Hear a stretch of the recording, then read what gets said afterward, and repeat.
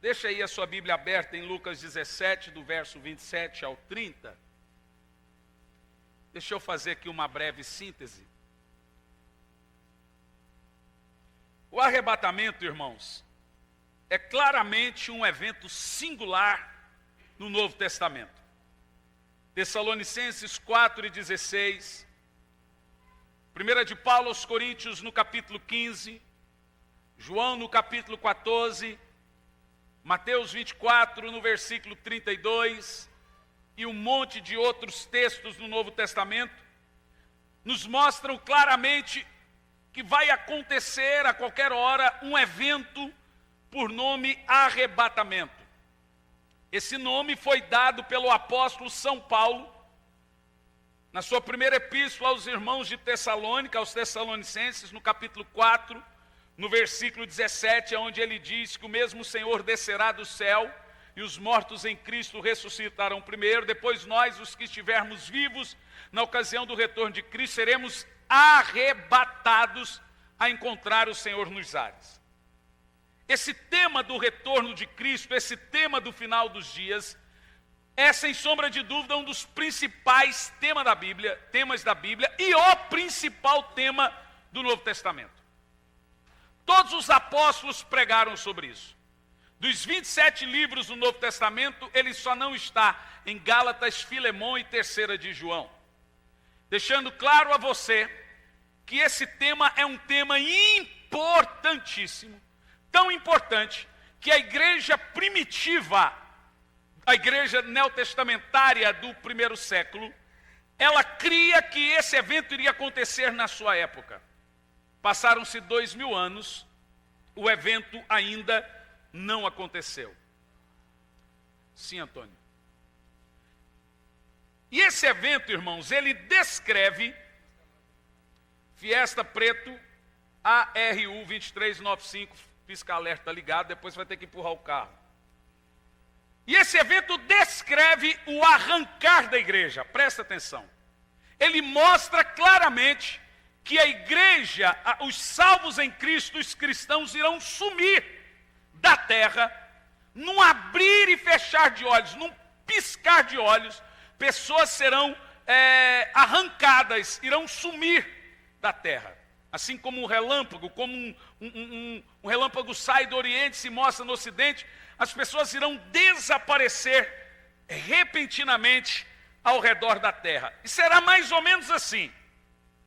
Todos nós que estamos em Cristo, o termo estar em Cristo sugere aqueles que andam com Jesus, aqueles que obedecem à Escritura Sagrada, aqueles que caminham com Deus. Todos nós que estamos em Cristo seremos tomados, tirados aqui da terra. E a pergunta que não quer calar: quando acontece o arrebatamento? Veja bem, Jesus diz que ninguém sabe dia e hora, mas ele mesmo diz que nós devemos saber o tempo, o momento que esse evento irá acontecer. E nós devemos saber isso pelos sinais que estarão acontecendo no mundo precedentes ao arrebatamento da igreja. Em duas situações, quando o Senhor vai arrebatar a igreja, em primeiro lugar, Romanos 11, versículo 25, quando terminar o tempo dos gentios. Veja bem, vamos ver aqui, depois eu volto em Lucas, Romanos 11 e 25, diz assim, irmãos, não quero que ignoreis esse mistério, para que não sejais presunçosos. Atento a isso. Israel experimentou o endurecimento em parte. Paulo diz que não foi todo Israel que ficou duro, mas parte de Israel se converteu. Por isso que ele usa: Israel continuou duro, parte de Israel continuou duro.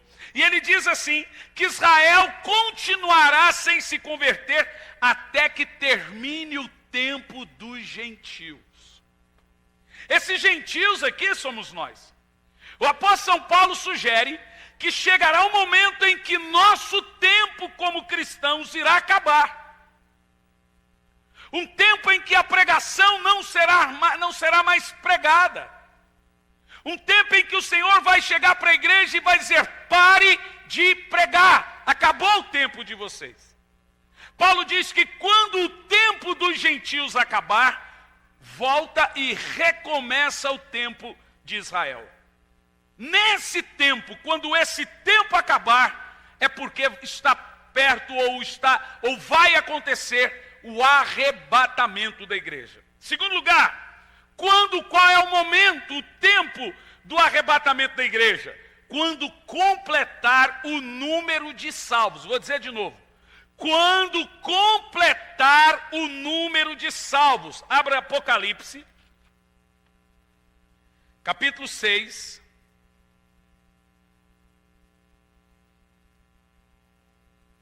No verso 10. Diz assim: eles exclamavam com grande voz: até quando, ó soberano, santo e verdadeiro, esperas para julgar os que habitam em toda a terra e vingar o nosso sangue? No verso 11: então para cada um deles foi entregue uma vestidura branca, e foi orientado que eles aguardassem ainda um pouco de tempo, até que se completasse o número dos seus irmãos, que como eles deveriam ser mortos da mesma forma. Uau! Você observou? Aqui fala de um grupo de cristãos que estão lá no céu, que foram mortos nas arenas pelos leões e gladiadores romanos, ou cristãos que foram mortos na Grécia, na Pérsia, os salvos do Senhor que morreram ao decorrer do tempo. E agora eles estão lá no céu dizendo: Senhor, o Senhor vai deixar barato esse crime que o mundo cometeu conosco? O Senhor fala: descanse mais um pouco, porque eu estou esperando completar o número de salvos, e aí eu vou trazer vingança. Nós não sabemos. Literalmente nós não sabemos, de acordo com esse texto, qual é esse número. Porém é fato que quando entrar em algum lugar um folheto entregue, em algum lugar um carro de som passando, um filme evangélico, uma cruzada evangelística, alguma mensagem, quando acontecer do último cristão se converter, em algum lugar do globo, o Senhor sabe quem é esse indivíduo. No exato momento que esse indivíduo levantar sua mão ou em se entregar a Cristo, é o momento exato do arrebatamento da igreja. Por isso que o Senhor diz que Jesus não voltou ainda, porque Ele quer que nenhum pereça. Na realidade, Ele não quer que esse ou esses que ainda não vieram, não pereçam. Então o Senhor está tendo paciência, porque ainda tem salvos para se converterem.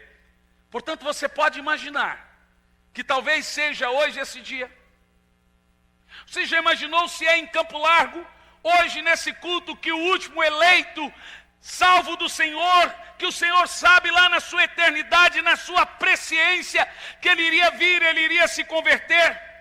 Pode ser hoje, pode ser a qualquer hora, pode ser a qualquer momento. Porém, Apocalipse 6, versículo 10 e 11, diz que no exato momento que o último salvo, o último eleito vier ao Senhor, vai acontecer o retorno de Cristo. Então, quando isso vai acontecer?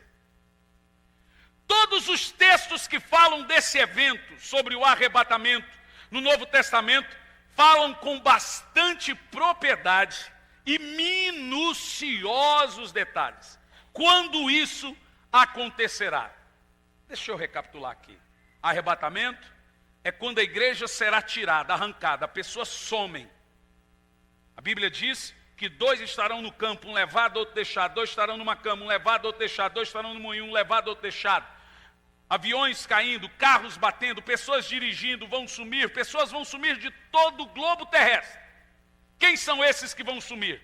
Os salvos, os que conhecem o Evangelho, aqueles que mantêm a palavra da fé e suportam o sofrimento com paciência.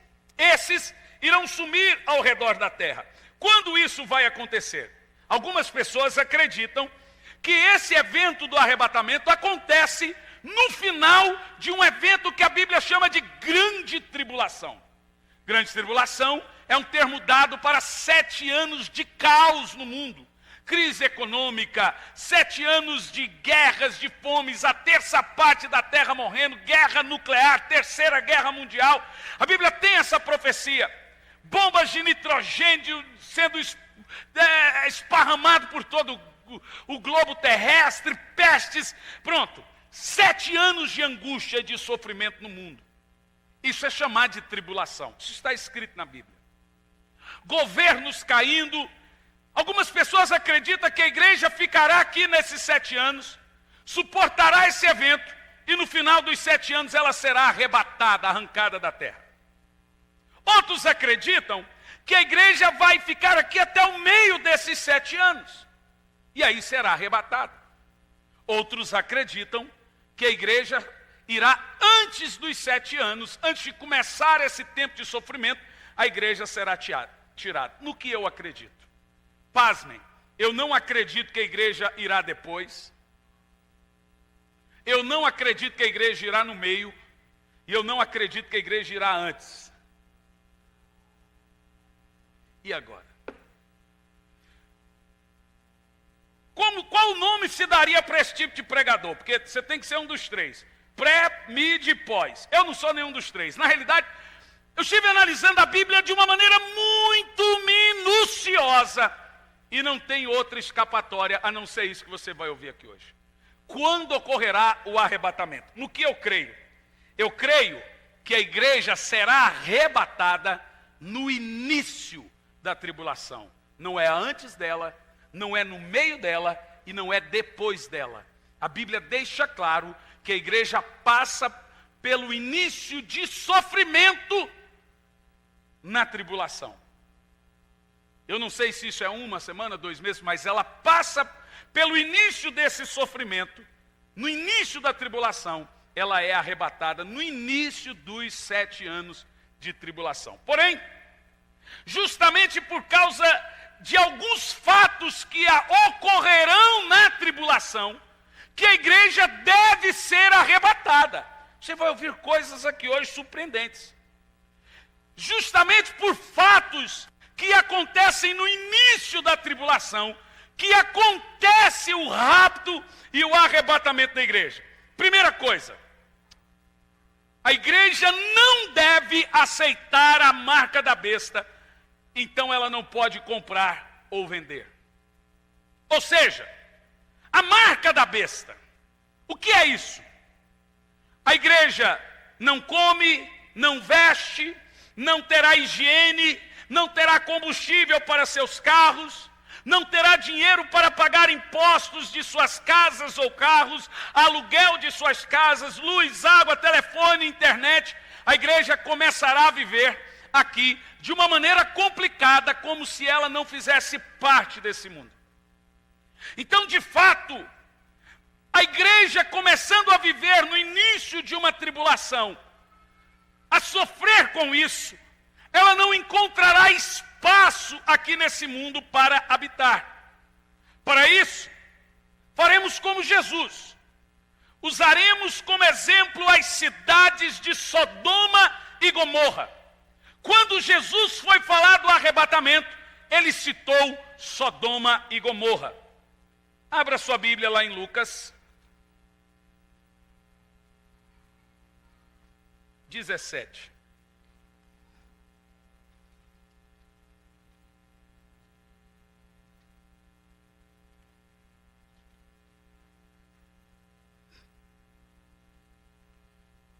Do verso 27 a 30. 26.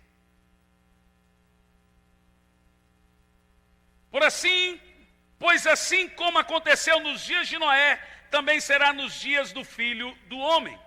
As pessoas viviam comendo, bebendo, unindo-se em matrimônio e se comprometendo em casamento, até o dia em que Noé entrou na arca. Então sobreveio o dilúvio e destruiu a todos. Agora Jesus vai citar Sodoma e Gomorra. Ele diz assim: desta mesma forma, ocorreu nos dias de Ló. O povo dedicava-se a comer, beber, comprar, vender, plantar, construir. Todavia, em que Ló abandonou Sodoma, olha o termo, quando Ló saiu de Sodoma, choveu fogo e enxofre do céu e destruiu a todos. Agora observe o verso 30. Olha como Jesus diz: e acontecerá exatamente assim no retorno do Filho do Homem. Repita comigo: acontecerá exatamente assim. Isso é muito forte. Jesus agora cita Sodoma e Gomorra, e ele diz o seguinte: dessa maneira, desse jeito, vai acontecer quando eu voltar. E uma coisa interessante de Sodoma e Gomorra é que ele diz que esperou Ló sair da cidade. Só quando Ló saiu da cidade que choveu fogo e destruiu a cidade. Uma coisa interessante, aonde Ló estava quando o juízo começou a descer em Sodoma e Gomorra? Juízo não é só destruição. Antes de Deus trazer juízo, ele tem que justificar o juízo. Para isso ele permite o homem pecar até esgotar a sua taça de pecado. Prestes ao juízo, precedentes ao juízo, o homem precisa esgotar a taça da ira de Deus. Olha o que os anjos disseram: os pecados de Sodoma e Gomorra chegaram até o céu e esgotaram. Faz parte do juízo temerário de Deus o homem pecar até não querer mais. A nação pecar, leis que pecam, leis que agridem a Deus, o homem pecar, para depois Deus justificar o seu juízo. Portanto, Sodoma e Gomorra começou a viver dessa maneira. A Bíblia Sagrada fala de uma família. Ló estava em Sodoma e Gomorra. Quando os anjos do juízo, 2 anjos, foram chegar em Sodoma e Gomorra para destruir a cidade, eu lhes pergunto, aonde Ló estava quando esses anjos chegaram para destruir a cidade com juízo? Pega a sua Bíblia. Gênesis 19.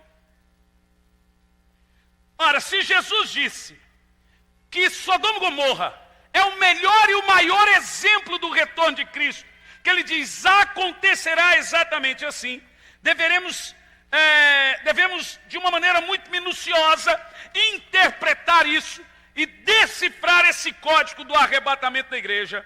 Gênesis 19, no versículo 14, diz assim,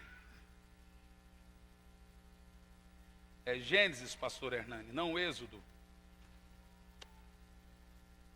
Então Ló correu e foi falar com os homens que iam. Olha, presta atenção, na terça passada eu falei que as filhas de Ló tinham um esposo, na realidade elas tinham noivos. Elas iam se casar recentemente. Mas a Bíblia Sagrada diz que quando os anjos disseram que ia destruir a cidade, no verso 14, Ló correu e foi falar com os homens que iam se casar com suas filhas. E eles diziam, levanta-se, sai desse lugar, porque o Senhor vai destruir a cidade. Todavia eles pensaram que estivessem apenas brincando. Ao raiar de aurora, os anjos insistiram que Ló, ordenando, levanta, toma tua mulher, as tuas filhas que aqui se encontram, para que elas não pereçam com o castigo que virá sobre essa cidade. Olha para mim. Quando Ló estava chegando, ou quando os anjos estavam chegando em Sodoma, Ló estava de fora da cidade.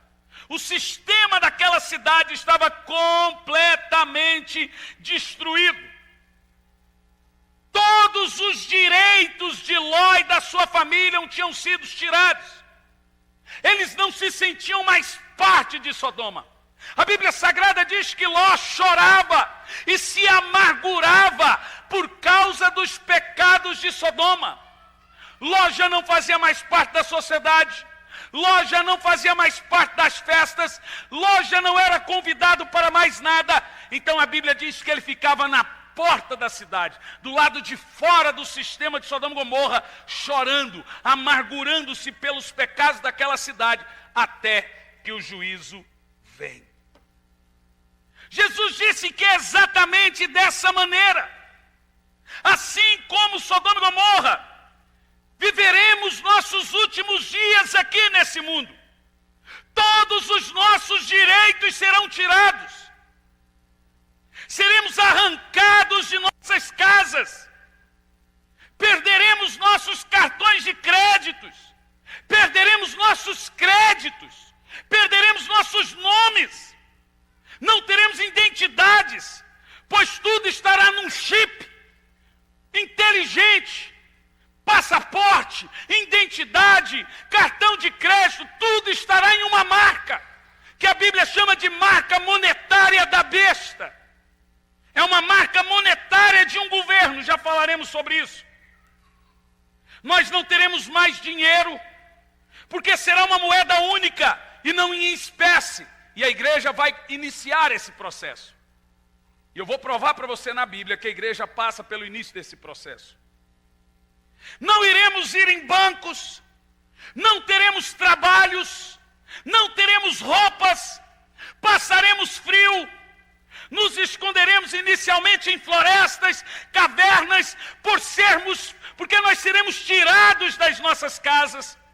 Tudo isso inicialmente porque nós iremos rejeitar a marca da besta. Quem está entendendo comigo aí? A menos que você queira participar, inicialmente, do grande projeto imposto pelo anticristo, que vai trazer uma abundância, dinheiro, você vai falar, meu Deus, agora que a coisa ficou boa para mim. Esse será o nosso breve, rápido destino. O destino do cristianismo. Porém, nessa hora final, muitos irão sucumbir ao medo, à tentação, à sensação de conforto, de bem-estar, que está próximo a se iniciar no mundo. Uma moeda forte, única, um governo poderoso, que vai trazer estabilidade financeira, mas nós não. Nós iremos resistir. Nós não faremos parte desse sistema do final dos tempos, como Jesus está comparando Sodoma e Gomorra com esses dias. As leis não serão compatíveis com a nossa fé. Assim como as leis de Sodoma e Gomorra não eram compatíveis com a fé de Ló, a ponto dele não sentir mais parte de Sodoma e viver do lado de fora, chorando amargamente, esperando o Senhor o livrar daquela situação. Lembra o versículo 30 que Jesus disse, acontecerá exatamente assim. Mas nós não. Nós, filhos de Deus, devemos dizer até o fim que rejeitamos esse sistema, as leis desse sistema, o monetarismo desse sistema, a globalização desse sistema. Para isso funcionar, todas as ditaduras do mundo devem cair. Todas as ditaduras na América Latina estão caindo. Falta uma. Vocês sabem do que eu estou falando. Porque o governo do anticristo é um governo democrático. Não é um governo de esquerda nem de direita, é um governo de centro. Então não pode ter uma mega ditadura, todas estão caindo. Falta uma, que também está caindo. Aqui na América Latina, vocês sabem do que eu estou falando. Na Venezuela, o camarada perdeu recentemente, na Bolívia também, vocês sabem. Pronto. O que acontece? Olha aqui em Marcos, capítulo 13, versículo 9. O que Jesus fala sobre os cristãos. Ele deixa claro que a igreja é sim arrebatada antes da tribulação, mas deixa claro que ela pega o início dessa dor, o início desse sofrimento. Olha em Marcos 13, versículo 9.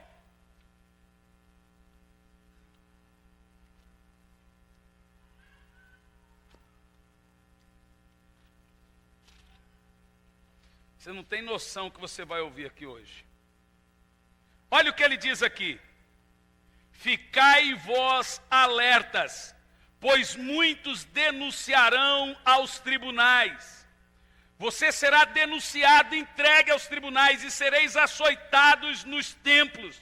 Por minha causa, vos farão comparecer na presença de governadores e reis, e isso constituirá em testemunho para eles. Pois é indispensável que primeiro o evangelho seja anunciado em todas as nações. Você percebe que essa perseguição, essa prisão a crentes, é antes do retorno de Cristo?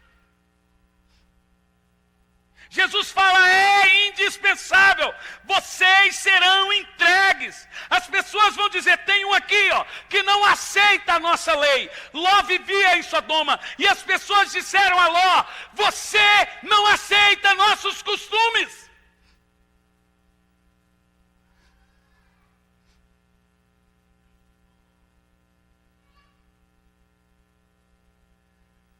Você percebe que a igreja é de fato, nós vamos ver isso aqui, arrebatada no início da tribulação, mas ela começa a sofrer os reflexos dessa nova lei, desse novo sistema, dessa marca desse governo, que surgirá no final dos tempos. Eu acredito que os momentos que precedem o arrebatamento serão um início de tribulação, de total perseguição a cristãos mortos. E já, olha só, pasme o que você vai ouvir. Já está acontecendo. Nós vamos ler isso aqui hoje. Cristãos assassinados em todo o globo e até presos por não aceitarem a marca da besta. E o novo estilo de governo imposto no mundo. Abra sua Bíblia em Apocalipse capítulo 20.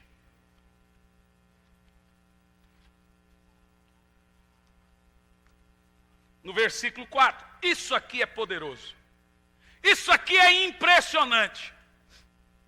Olha o que diz. Olhei, João está tendo uma visão do final dos tempos. Olhei e vi alguns tronos, e foi entregue o poder de julgar aos que neles se assentaram. Vi as almas dos que foram mortos, o que, gente? Meu Deus. Nós estamos vendo cristãos degolados nesses dias? Quem está vendo nos jornais, na internet, quem está vendo? João diz, vi as almas dos que foram degolados por causa do testemunho de Jesus e da palavra de Deus, e não adoraram a besta, e nem tampouco a sua imagem, e não receberam a marca da besta na testa e nas mãos. Eles reviveram e reinaram com Cristo por 1000 anos. Olha para mim aqui. Está claro para você que a igreja começa a sofrer os reflexos da tribulação? Está claro para você que antes da tribulação nós viveremos um reflexo dela, um sofrimento precedente a essa tribulação, um sofrimento de cristãos perdendo a cabeça, de cristãos indo a tribunais, de cristãos sendo perseguidos, e quando nós virmos uma multidão de cristãos sendo perseguidos, esse sofrimento é porque o arrebatamento acontecerá próximo a este evento. A marca da besta. Eu lhes pergunto, qual era a marca do governo, qual é a marca do governo FHC? Quando você lembra de um governo, você lembra da marca dele. Qual é a marca do governo Fernando Henrique Cardoso? Plano Real. Agora vamos esquecer a corrupção. Eu sei que é difícil. Qual é a marca do governo Lula? Bolsas, social, não é isso? Qual é a marca? Qual é a marca do governo Dilma? Destruiu o real, as bolsas, o social. Brincadeira. Brincadeira. Mas ela é a minha casa e minha dívida. A marca do governo da Dilma é fiéis, é não sei o quê, minha casa, aquela coisa toda. Cada governo tem uma identidade. A marca do Bill Clinton, dos Bush, foi fazer guerra lá nos Golfos, do pai e do filho. A marca do Clinton foi fazer os Estados Unidos ser a nação mais poderosa do globo monetariamente. A marca do Barack Obama foi fazer os Estados Unidos ser a nação mais light do mundo. Não faz guerra com ninguém mais. Cada governo tem uma marca. E a marca, gente, eu vou te falar uma coisa, eu vou muito no Reino Unido.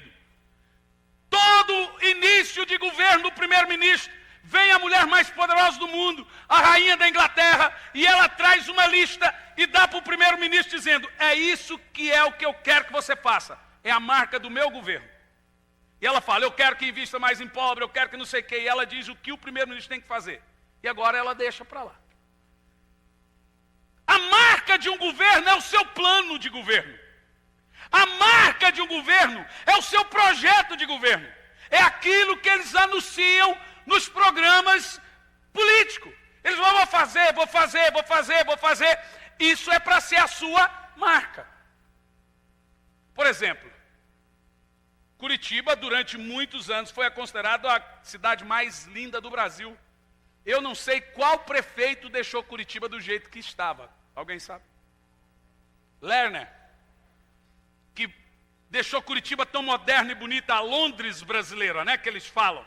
É a marca de Lerner, que fez Curitiba entrar no cenário nacional como a Londres brasileira.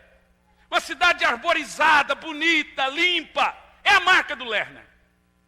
Cada governo tem a sua marca. A marca é um plano de governo. E essa marca passa pelo monetário, essa marca passa pelo social, essa marca passa pelas leis, essa marca passa por tudo. Eu creio que a marca da besta é também isso. É a marca, é um conjunto monetário de leis que irão aprovar desde a ONU e descer para todas as nações, são chamadas de PNDHs, Plano Nacional de Direitos Humanos. Nesses PNDHs, Planos Nacionais de Direito Humano, está moeda única, está a liberação de casamentos homossexuais, Sodoma e Gomorra. Nesse Plano Nacional de Direitos Humanos está todo o pacote de leis que não tem a ver com Lula ou com FHC, gente. O primeiro PNDH nacional foi com o FHC, o segundo com o FHC. Ou você se esquece que a lei do silêncio foi com o FHC, em que um monte de igreja foi fechada. Que as igrejas não podiam ter culto até depois das 9h30 e tinha os decibéis no som. Quem criou isso não foi o PT, foi PSDB, porque não tem a ver com partido, não tem a ver com uma coisa ou outra, tem a ver com a marca. O apóstolo São Paulo diz que o espírito do anticristo já está operando no mundo. E a arma dele é fazer com que essas leis sejam aprovadas. Nós temos que lutar, vamos lutar.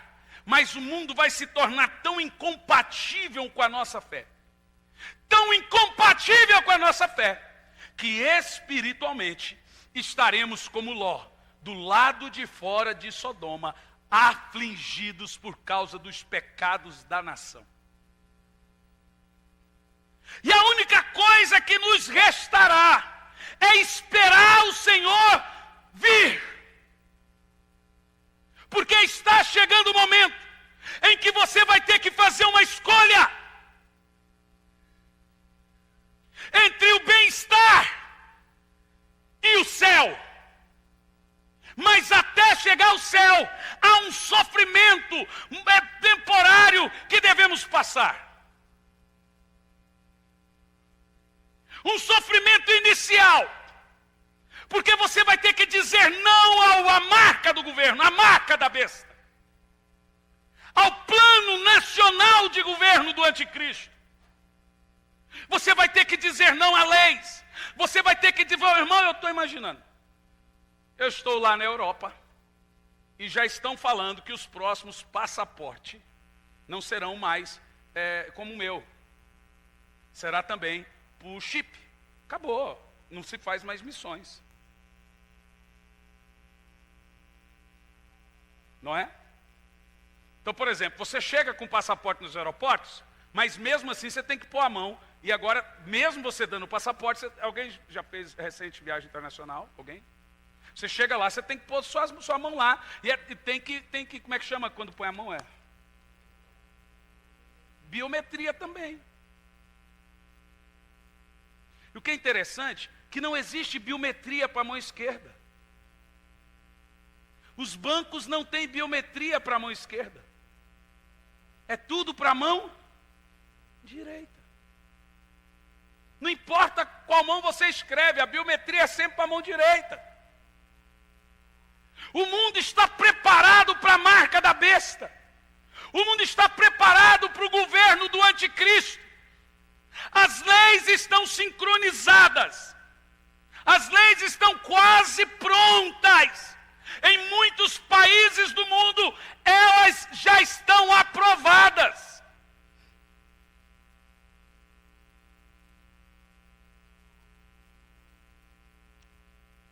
As ditaduras todas devem cair. Governos do mundo devem ser alinhados com o pensamento do mundo todo. No entanto, esse pacote todo irá ferir milhares de pessoas. Essa marca irá ferir a nossa fé. Irá ferir o seu... Você vai ter que se preocupar. Como que eu vou sustentar minha família? Muitos irão sucumbir e ser tentados a esse sofrimento, ao conforto. O seu nome, você vai perder seu nome. Você terá que suportar esse momento. Você terá que suportar essa dor. Jesus falando sobre Sodoma e Gomorra. Acontecerá exatamente assim. Ele diz, quando Ló saiu de Sodoma e Gomorra, caiu fogo do céu, no verso 29. E ele diz no verso 30, desse jeito vai acontecer. Vocês não prestaram atenção? Leia de novo. Lucas 17, 29, verso 30. Está muito claro no texto. Jesus está nos arremetendo, nos levando a estudar Gênesis, a história de Sodoma e Gomorra, para saber como acontecerá nos dias que antecedem o arrebatamento. Ele diz, fiquem atentos. A Bíblia diz que a história de Sodoma e Gomorra, em Judas, capítulo 1, não Judas Iscariote, mas Judas, irmão de Jesus, ele diz que Sodoma e Gomorra servem de exemplo para os nossos dias.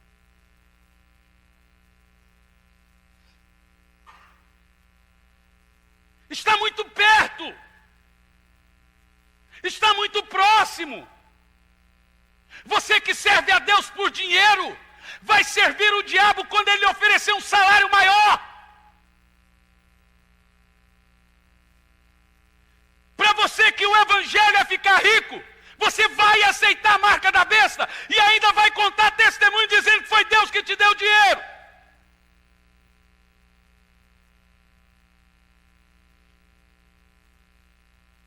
Você percebe o jogo do diabo?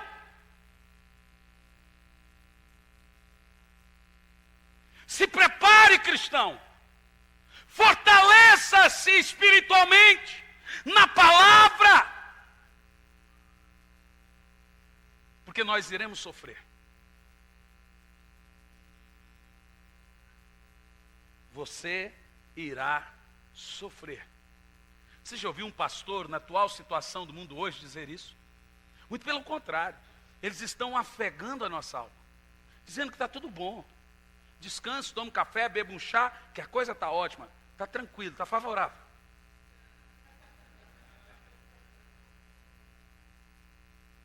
Fica de boa. Não é verdade? Mas quando o juízo vem em Israel, o Senhor levanta profeta e disse para Jerusalém, vocês irão sofrer. Então esse profeta é jogado na cisterna, coloca sobre ele uma canga. Ele é detonado, batem nele, chamam ele de profeta do caos. Então ele diz assim, vocês, falsos profetas, que estão afegando a alma das pessoas, pois bem, eu vou dizer a vocês, essa igreja e aqueles que nos assistem, se prepare. Você irá sofrer. Como você vai reagir? Ou como você deve reagir já? Porque o sofrimento já veio. Ele já está no mundo. Só no ano passado, 50 mil cristãos foram degolados na Ásia. Só no mês passado, 24 coptas, de novo. Todo dia. E ninguém fala nada. Aí alguém diz, mas isso é uma mensagem terrorista. Botando medo no povo, não sou eu não. Se você quiser ficar bravo, fala com Jesus, que fala de fogo caindo do céu e destruindo a cidade, e diz, vai acontecer exatamente assim. Se tem algum terrorista aqui, não sou eu. Porque quem trouxe essa mensagem, o Apocalipse não é um livro meu. Esse texto de Lucas não fui eu que disse. Esse negócio de cristão sendo degolado não são palavras minhas.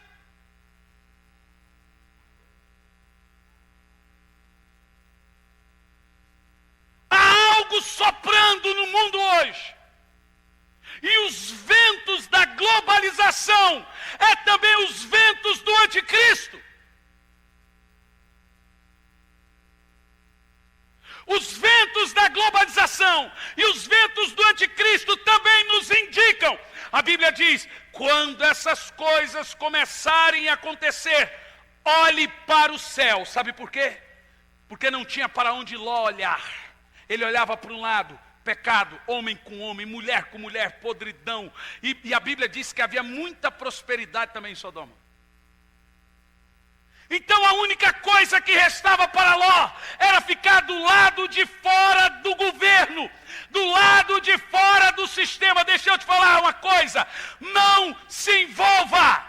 A Bíblia diz, quando essa bagunça começar a acontecer, que nós já estamos vivendo, olhe para o céu, porque está vindo o seu Redentor. Ele está vindo. Meus irmãos, nós estamos caminhando sobre páginas da Bíblia. Nós estamos próximos, perto, muito perto do arrebatamento da igreja. Mas para isso, nós também estamos perto de sofrermos terrivelmente. Diga comigo, terrivelmente. Aqui há uns fatos.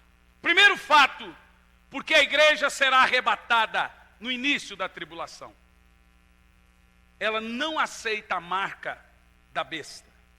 Então ela não pode comprar, não pode vender, não pode se higienizar, não tem onde dormir, não tem nome, não tem crédito, não tem gasolina, não tem casa. Qual é o nome disso? Zumbi. Os errantes.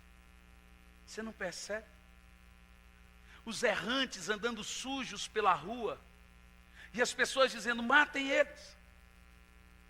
Sem ter o que comer. Sem ter o que fazer. Só esperando a ocasião do Senhor arrebatar, arrancá-lo dessa terra. Os errantes, sem documento, sem casa, sem comida, sem roupa, somos nós. Sou eu e você.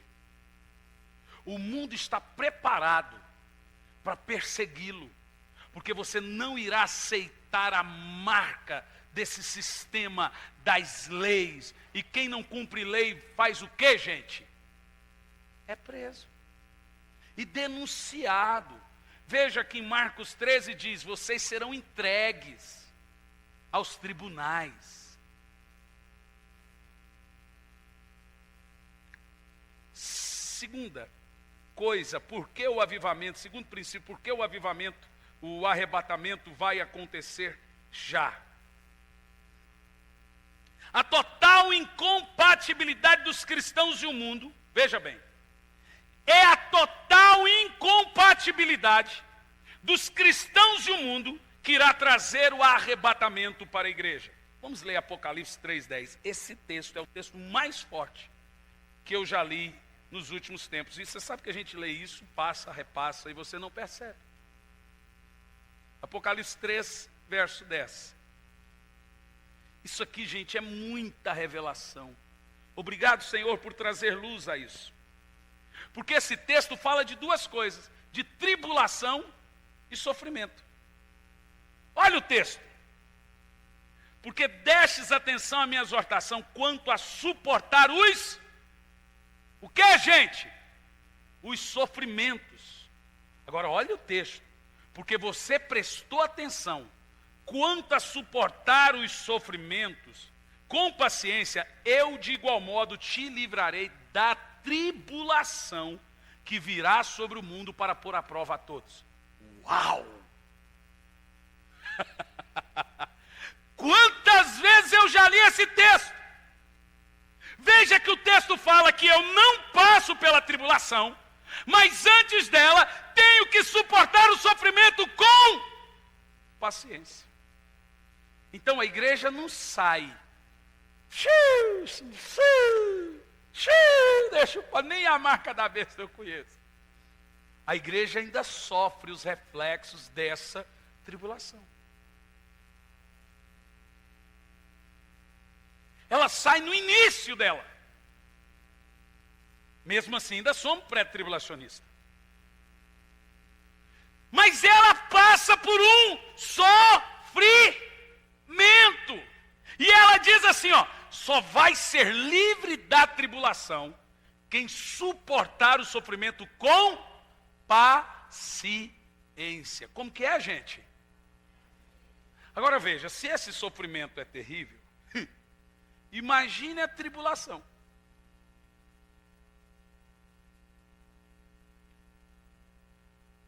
Você percebeu agora?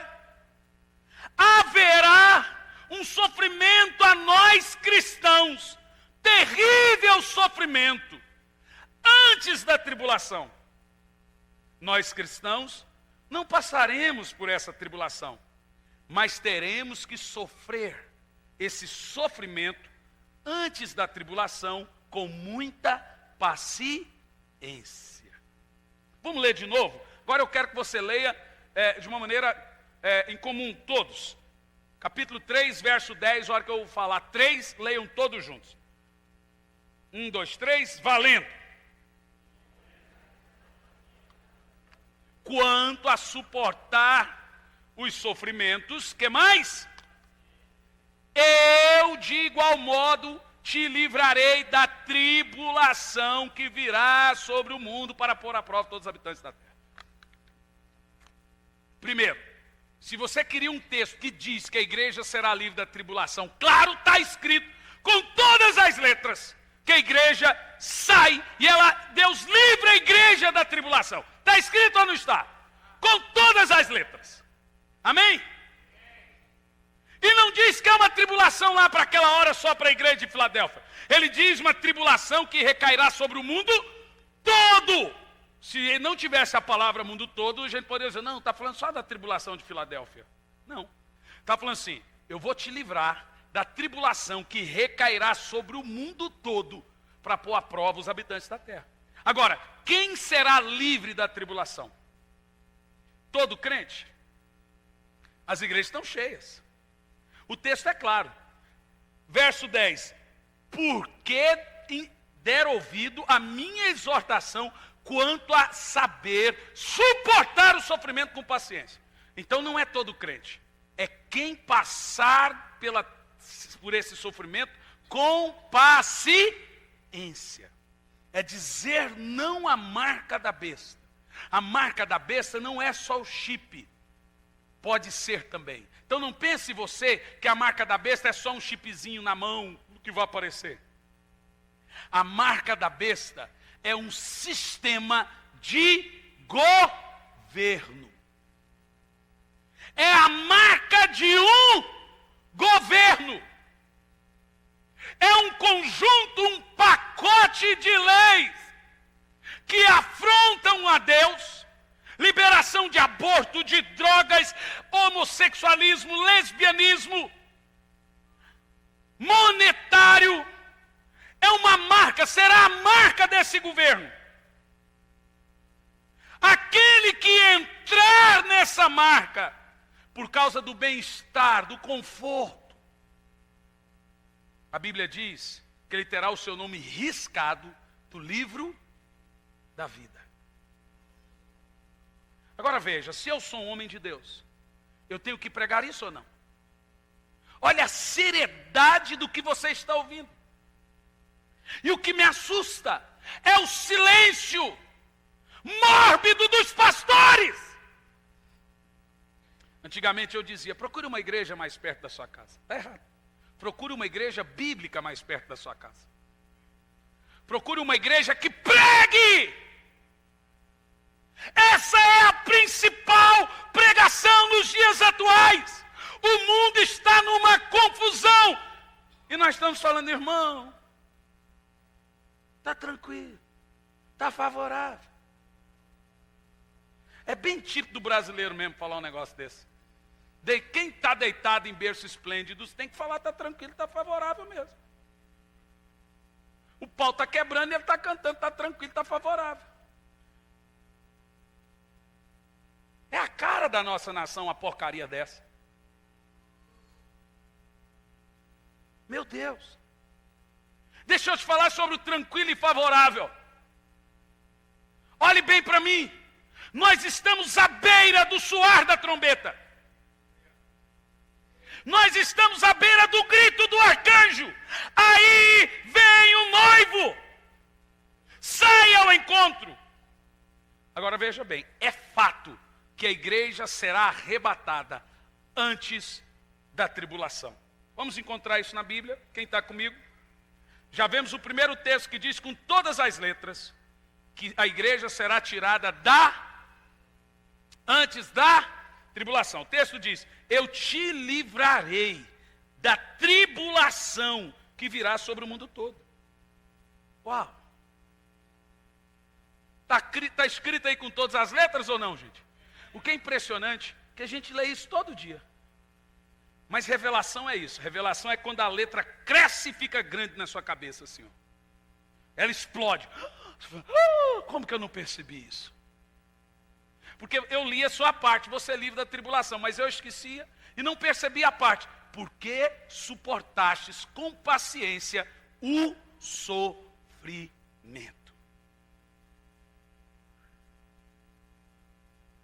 Isaías 26, versículo 20. Veja lá. Eu quero que você abra dois textos. O primeiro, Isaías 26, 20. Deixa aí, marca com a sua cordinha.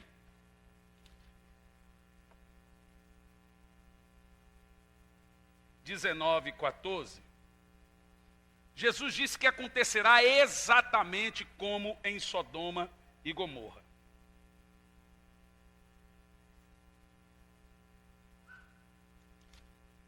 Isaías 26 e 20, deixa aí aberto. E Gênesis 19. Vamos ler primeiro Gênesis 19.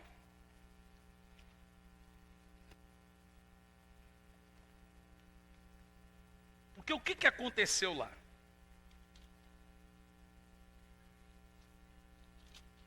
(19, 14). Então Ló correu e foi falar com os homens que iam casar com as suas filhas. E ele os dizia, levanta, sai desse lugar, porque o Senhor vai destruir a cidade. Todavia eles pensaram que estavam brincando. Ao raiar da aurora, os anjos insistiram com Ló, sai, toma tua mulher e tuas filhas, e que se encontram, para que não pereça com o castigo dessa cidade. Entretanto, como Ló hesitava, os homens, como ele hesitava, os anjos tomaram Ló pela mão, bem como a mulher e as duas filhas, conduziram com força, uau!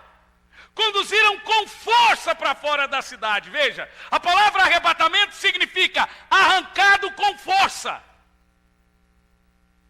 Veja que Ló, mesmo sabendo, não queria sair de Sodoma. Os anjos arrancaram Ló com força. Arrebataram Ló de dentro da cidade e tiraram de Sodoma. Lembra que Jesus diz no verso 30, será exatamente assim. Nós seremos arrancados com força. Agora perceba que Ló já estava sofrendo em Sodoma e Gomorra. A Bíblia diz que todos os dias ele era afligido pelos pecados da cidade. Estão percebendo o que eu estou falando? A tribulação de Sodoma foi o fogo cair. O sofrimento foi a aflição que Ló era submetido todos os dias. Prosseguindo o texto, verso 17. Verso 16 ainda. Entretanto, como Ló hesitava, os anjos tomaram pela mão, bem como sua mulher e suas filhas, e os tiraram com força. Os deixaram a salvo. Uau! Agora olha como diz o texto. Fora da cidade pelo misericordioso amor que o Senhor teve para com eles. Verso 17.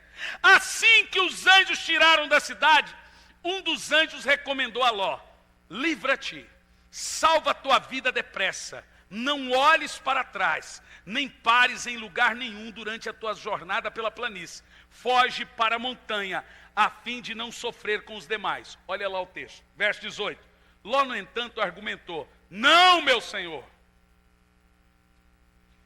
rogo-te, eis que teu servo encontrou graça aos teus olhos, mostra uma misericórdia a meu respeito, salva minha vida, mas eu não conseguirei chegar até a montanha, sem que esse fogo primeiro me atinja, e eu morra também.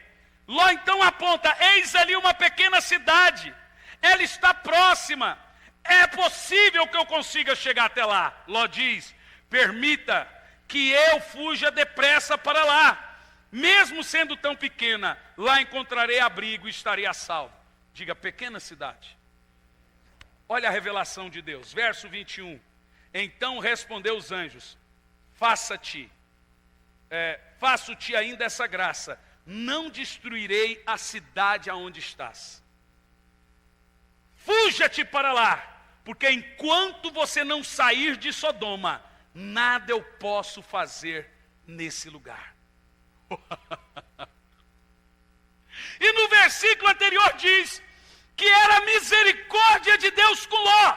A Bíblia diz que a família de Abraão antes do dilúvio representa a igreja. A família de Ló antes do fogo representa a igreja. E os anjos dizem: enquanto você não chegar em Zorá, eu não posso destruir Sodoma. Jesus diz que acontecerá o que, gente? Exatamente assim. Agora vamos em Isaías 26, versículo 20.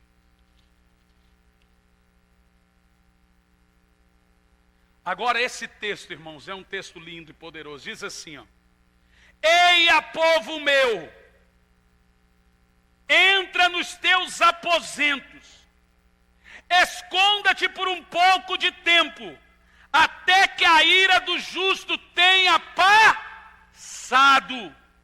Porque Yahvé está para sair do seu domicílio, a fim de punir os crimes dos habitantes da terra, e a terra confessará os seus delitos de sangue. Ela não continuará a esconder os seus homicídios. O texto diz: povo meu, entra nos teus quartos.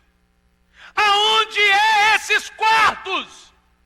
Aonde o Senhor manda a igreja se esconder até passar a ira. A Bíblia fala desses quartos? Fala. Abra João 14. Não se turbe o vosso. Vamos lá. Crede em Deus e também em mim.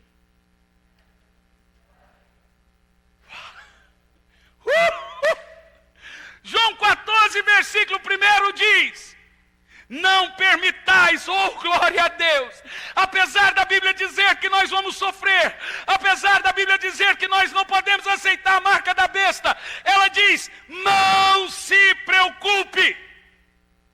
Apesar do mundo estar entrando em pânico, Jesus disse: não preocupe o seu coração, crede em Deus, crede também em mim. Na casa de meu pai há muitos aposentos, se não tivesse, eu teria dito, pois vou preparar-vos lugar. Isaías 26, versículo 20, o Senhor diz: entre nesses aposentos. Quais são os aposentos? Aqueles que estão preparados. O meu quarto, a minha morada, o meu aposento está lá no céu. Isaías diz: entra nesse quarto até passar a ira que vem sobre o mundo. Oh, xaralabababá, xerecantalamás. Meu Deus. No verso 3: e quando eu for e vos tiver preparado um lugar, virei de novo e vos levarei para mim, para minha casa, a fim de que onde eu estiver, vós estejais também. Meu Deus, gente, a Bíblia é uma sistemática perfeita. Apesar da profecia ser assustadora, Jesus olha para você e diz: não preocupe o seu coração, crede em Deus e crede em mim. Eu vou cuidar de você, eu vou tirar você da terra. Você vai passar por um sofrimento inicial, mas antes de vir a grande tribulação sobre o mundo, eu vou te livrar, eu vou te arrebatar. Assim como o Senhor tirou, os anjos tiraram Ló na marra de Sodoma e Gomorra, Ele vai nos arrebatar dessa terra. Ele vai nos arrancar. Isso é chamado na Bíblia também de o segundo êxodo. É quando o Senhor tirou o povo de Israel do Egito na marra. Agora eu lhe pergunto: antes do Egito ser completamente destruído, o Senhor trouxe sofrimento em Israel. Trouxe ou não trouxe? Israel sofreu os reflexos das pragas do Egito? Sofreu ou não sofreu? Mas o Senhor tirou eles antes de destruir o Egito. A igreja vai sofrer inicialmente. Na realidade, ela já está sofrendo inicialmente. Ela já está vivendo reflexos. Aqui no Ocidente, não muito. Mas no Oriente, na Ásia, bastante. Igrejas estão sendo queimadas. Vocês viram? Vocês estão acompanhando? Eles estão prendendo crente dentro de igreja e queimando igreja inteira, com 500, com 1.000, com 3.000 pessoas dentro da igreja. Quem está acompanhando isso? Em contrapartida, no último culto na Nigéria, 1 milhão de pessoas, 700 mil pessoas se converteram num culto. Gente, não adianta, essa estratégia é errada. Mata 10, nasce 100, mata 100, nasce 1.000, mata 1.000, nasce 1 milhão. Crente tem sangue sementeira. Aonde sangue de crente é derramado, nasce crente.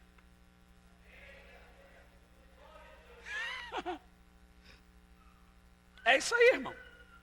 Está chegando o dia, no futuro bem próximo, nós viveremos leis tão anticristãs, que todos os cristãos terão que fazer uma escolha entre viver bem nesse mundo, com recursos, dinheiro, credibilidade, moradias, viagens, estabilidade, ou a sua fé. Ou seja, o mundo se tornará incompatível a nós por causa da marca da besta. Besta não é um monstro. Besta representa um governo forte, um homem forte. Alexandre Grande, o grande, que não era tão grande assim, o título dele era a besta. Júlio César, o codinome dele era a besta, porque era um governo forte. Não era tão forte assim, mas era forte. Quando a Bíblia usa besta, ela não está falando do monstro mitológico. Ela está falando de um governo sisudo, com testa de ferro, cheio de leis e um plano de governo. O mundo se tornará tão incompatível por causa dessa marca de governo. Então nós começaremos a sofrer. E a Bíblia diz que nós teremos que sofrer com paciência. E logo em seguida a esse sofrer com paciência, vem o arrebatamento. E em seguida do arrebatamento vem a grande tribulação. Quem será livre da tribulação? Aqueles que dizem não ao sistema de governo do anticristo, seja ele qual for, a um pacote governamental dos senhores do mundo. Você não pode se deixar seduzir. Cuidado com igrejas que não pregam isso, ou com igrejas que pregam contra isso. É hora de pastores, homens de Deus, abrirem a boca e dizer para as suas igrejas: arrependa-te. Você que está afastado, volta para o Senhor, porque está perto da trombeta soar. A qualquer hora, você vai ouvir o som da trombeta. Uma das coisas que a Bíblia diz é que as crianças teriam sonhos. As crianças na nossa igreja estão tendo sonhos. Quase todas as nossas crianças estão tendo sonhos. Por onde eu vou pregando, irmão, já são 70 países pregando a palavra. Crianças me contam sonhos. Aí o engraçadinho me ouve falar isso na internet e fala: igreja que vive de sonho. Apocalipse é o quê, Pedro Bó? Apocalipse é visão, rapá!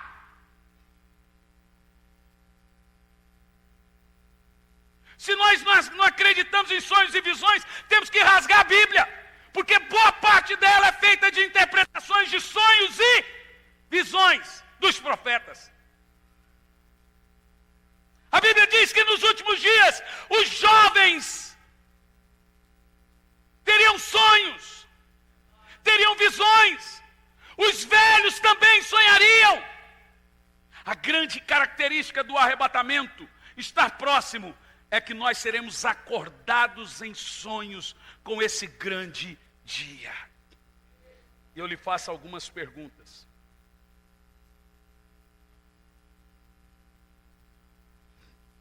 Estamos perto da nossa grande provação, que devemos passar com paciência. Portanto, o crente que não está forte em Deus, o crente que vem no culto uma vez por mês, 2 vezes por mês, 3 vezes por mês, 4 vezes por mês, que eu acho pouco. O crente que não lê a Bíblia, que não ora, não vai ter força para isso, gente. Eu falo com você com amor e carinho. Se fortaleça. Volte-se para o Senhor. Morra antes de morrer, antes que seja tarde. A porta é estreita, mas ainda está aberta. Diga sim a Ele, antes dele dizer: não te conheço. Todos que estão afastados, aí vai chegar no grande dia. As pessoas vão chegar: mas Senhor, eu saí da igreja, porque eu me decepcionei com o pastor, me decepcionei com outro irmão. Jesus vai dizer: quem morreu por você? Foi o pastor ou fui eu? Foi outro irmão ou foi eu? Não, Senhor, o Senhor nunca me decepcionou. Pois bem, o irmão te decepcionou, mas foi a mim que você abandonou. Irmão, nós somos cheios de falhas. Eu já brinquei aqui, brinco mais vezes. Procurar a igreja perfeita é igual gente feia, homem feio querer casar com Angelina Jolie. Mulher feia querer casar com Brad Pitt. É incompatível. O dia que você achar uma igreja perfeita, não vai para lá não, você vai estragar a igreja. Igreja imperfeita porque a igreja é feita de pessoas. E pessoas são cheias de defeitos. Olha, irmão, eu acho que não tem nenhum pastor que decepciona mais as pessoas do que eu. Tem hora que o meu estupim sobe, eu mando os outros embora. Aqui já tem tempo que eu não faço isso, graças a Deus. Mando de altar. Quem pegou essa época horrível aqui na igreja? Mudou. Te perguntei nada, Amaral. Fica quieto aí, João Batista. Mas já, irmão. Tem hora que sobe o estopim, aí eu ponho os pés pelas mãos, aí eu falo: graças a Deus que eu tenho a minha esposa e o meu irmão, que são bem apacentadores. Eu decepciono as pessoas. Eu sou duro. Às vezes até mal educado. Verdade. Eu não paro na igreja, não visito. Se eu me pede para pastor, só podia ir no meu aniversário. Não vou. Tem gente que fala, pastor, só pode me dar 15 minutos. Eu falei, já te dei 10, fala rápido. Falei, pastor, eu queria ter meia hora com você. Falei, irmão, meia hora é muito, pode ser 10 minutos? Eu sou um péssimo pastor, apacentando. Eu não tenho paciência de ouvir as pessoas. Tenho tentado mudar. Não está fácil. Você sentar, ficar ouvindo as pessoas. Irmão, eu faço 1000 coisas ao mesmo tempo. Eu durmo 5 horas por dia. A minha cabeça está sempre pilhada. Então uma pessoa chegar na minha frente, falar comigo, meia hora, ela conseguiu muita coisa. Mas eu tenho um grupo de pastores que são um tesouro. Que ouvem, que conseguem ouvir, que tem paciência. Eu fico vendo o pastor Samuel ouvindo e falo, meu filho, isso é meu herói. Mas isso é um ministério. É verdade ou não é? É assim que funciona.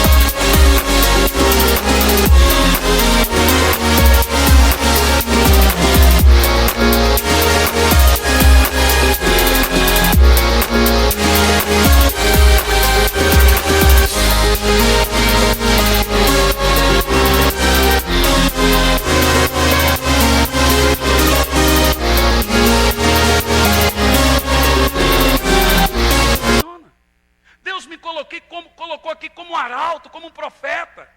Talvez se eu tivesse todo esse amor, eu não teria coragem de falar tantas verdades como a maioria não tem. Eu estou ciente que eu tenho a cabeça a prêmio. Como Paulo diz, a minha cabeça já está sendo oferecida como prêmio. Eu estou ciente que pregadores como eu já têm a data e a hora de morrer.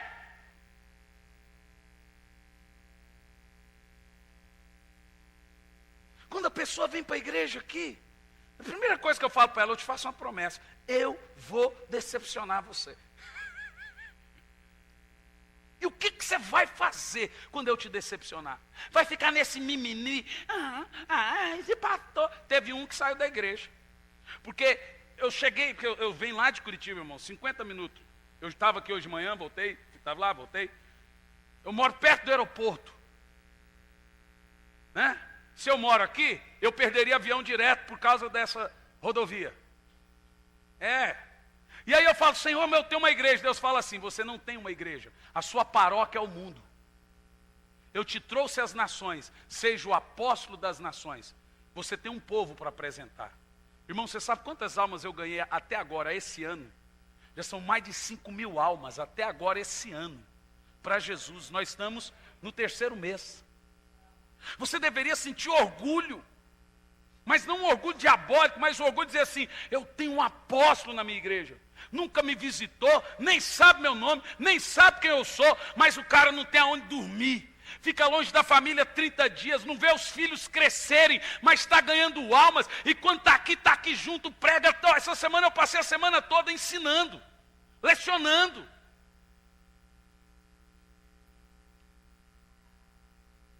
Nós não temos tempo para ficar no mimimi.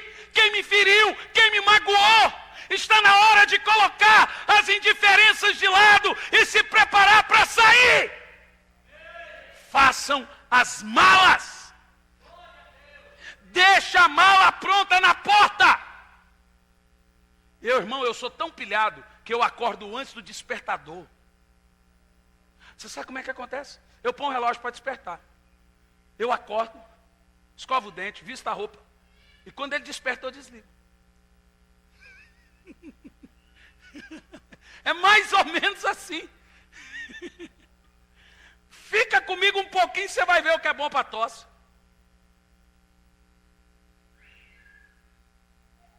Você sabe quantos artigos eu estou escrevendo por semana para a grade da faculdade?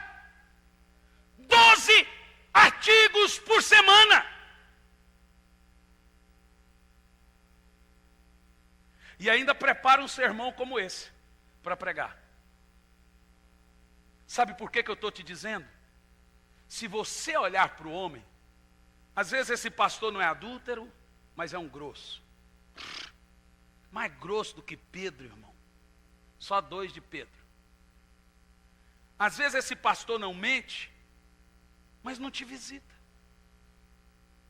Às vezes o pastor Samuel é bonzinho, mas também deixa você fazer o que você quer. E eu vou pregar para ele, para a pastora Elisandra, eu vou pregar para meus pastores, a síndrome do bonzinho.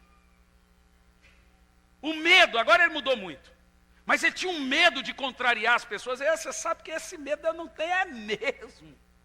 Meu irmão, se eu tivesse medo de contrariar as pessoas, eu não subia no altar para pregar e confrontar o pecado delas aonde eu vou. Irmão, está na hora de abandonar o mimimi. Está na hora de falar assim, quem vem para a igreja por causa de pessoas, sai da igreja por causa de pessoas. Quem vem para a igreja por causa de Jesus, não sai. Irmão, eu já fui muito duro, já decepcionei muitas pessoas. Já fiz brincadeira sem graça com muita gente, já fui grosso com muita gente, que estão aqui ainda me suportando.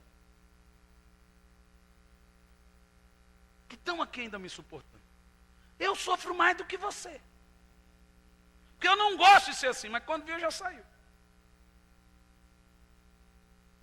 É rápido, irmão. Eu sou muito espontâneo.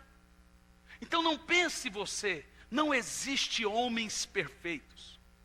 Por mais que o pastor não roube, seja uma pessoa séria, aqui na nossa igreja tem um relatório mensal financeiro. E nós vamos colocar no site para saber o que entra, o que sai da igreja. Aqui você não tem esse tipo de problema. Por mais que o pastor seja sério financeiramente falando, por mais que o pastor seja marido, eu fui pregar numa igreja agora, e o pastor falou, pastor, eu queria lhe convidar, tem 3 anos que você vem na minha igreja, mas eu tenho que te fazer uma pergunta, você ainda é casado com a mesma mulher? Eu falei, mas por que essa pergunta? Ele falou, irmão, porque hoje tem que fazer essa pergunta. Eu falei, claro, e ela é loira ainda até hoje, porque mulher não fica velha, fica loira.